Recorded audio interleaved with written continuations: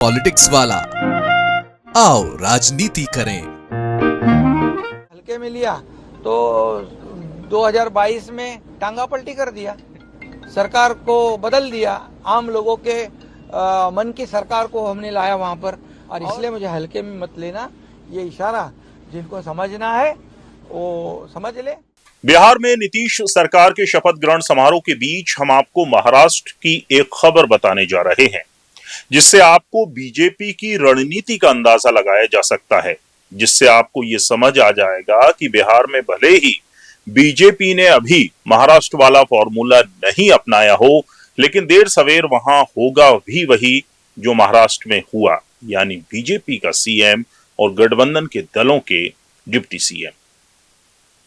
नमस्कार, आप देख रहे हैं पॉलिटिक्स वाला। मैं हूं राशिद। महाराष्ट्र के उप मुख्यमंत्री एकनाथ शिंदे का भाजपा के साथ सब कुछ ठीक नहीं चल रहा है। बुधवार को उन्होंने मुंबई में निर्धारित अपने आधिकारिक कार्यक्रमों को छोड़कर दिल्ली का रुख किया। अपनी नाराजगी और शिकायतों को व्यक्त करने के लिए अचानक दिल्ली रवाना हो गए, जहां केंद्रीय गृह मंत्री अमित शाह से मुलाकात कर अपनी तकलीफ बताएंगे। रिपोर्ट है कि शिंदे और उनके मंत्रियों को भाजपा के नेतृत्व वाली महायुति सरकार में किनारे कर दिया गया है। मंत्री भाजपा के ऑपरेशन लोटस की गर्मी महसूस कर रहे हैं, जो शिंदे और उनकी पार्टी के आधार को कमजोर कर देगा। शिवसेना मंत्री प्रताप सरनाइक ने कहा कि ये सच है कि मतभेद हैं और वे असहज महसूस कर रहे हैं, क्योंकि भाजपा सेना के मजबूत और प्रभावशाली नेताओं को तोड़ रही है, लेकिन चीजें सौहार्दपूर्ण ढंग से हल हो जाएंगी।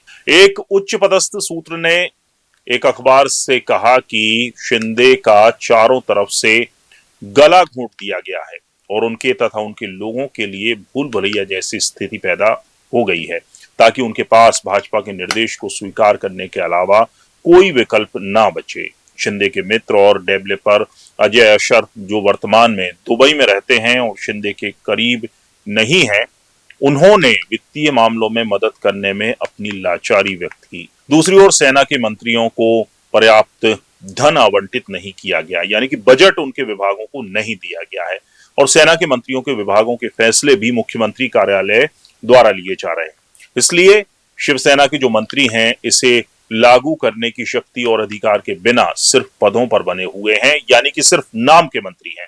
उन्होंने आगे कहा कि विभाग संभालने वाले सेना के मंत्रियों के सचिवों को उच्च अधिकारियों द्वारा स्पष्ट निर्देश दिए गए हैं कि स्पष्ट निर्देशों के बिना कोई निर्णय और कागजात बाहर और अंदर नहीं जाने चाहिए, यानी कि जो मुख्यमंत्री कार्यालय है वहां से मिले निर्देशों के बगैर जो फाइल है वो भी साइन जो है वो नहीं कर सकते।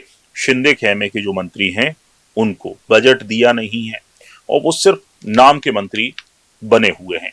एक सूत्र ने कहा कि शिंदे दोहरी विपत्ति का सामना कर रहे हैं, पार्टी का भविष्य और वित्तीय रुकावट, इसलिए उन्हें उम्मीद है कि अमित शाह के साथ उनकी मुलाकात से उन्हें और उनकी भ्रमित पार्टी को कुछ राहत और सांत्वना मिलेगी।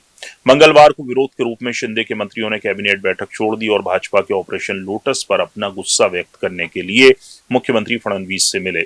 मुख्यमंत्री देवेंद्र फडणवीस ने उन्हें फटकार लगाई और कहा कि सेना को अपना आचरण सुधारना चाहिए और फिर भाजपा के खिलाफ शिकायत कर लेकर उनके पास आना चाहिए। यानी कि उल्टे मुख्यमंत्री जो देवेंद्र फडणवीस हैं, उन्होंने एकनाथ शिंदे के खेमे के जो मंत्री हैं उनको उल्टा डपट लगा दी कि पहले आप अपना चाल और जो चरित्र है वो ठीक करिए, पहले आप अपना काम ठीक करिए, उसके बाद फिर भाजपा की शिकायत करिए। इस बीच डिप्टी सीएम एकनाथ शिंदे के दिल्ली जाने की खबर के बाद मुख्यमंत्री देवेंद्र फडणवीस ने मुंबई में उप मुख्यमंत्री अजीत पवार के साथ एक बैठक की, जो स्वयं भी कई महत्वपूर्ण मुद्दों का सामना कर रहे हैं, क्योंकि उनके बेटे पर भी जमीन खरीद में कई तरह के आरोप लगे हैं। कुल मिलाकर जिन्हें लग रहा है कि बिहार में नीतीश ही किंग हैं, तो शायद आने वाले दिनों में ये मुगालता दूर हो जाए।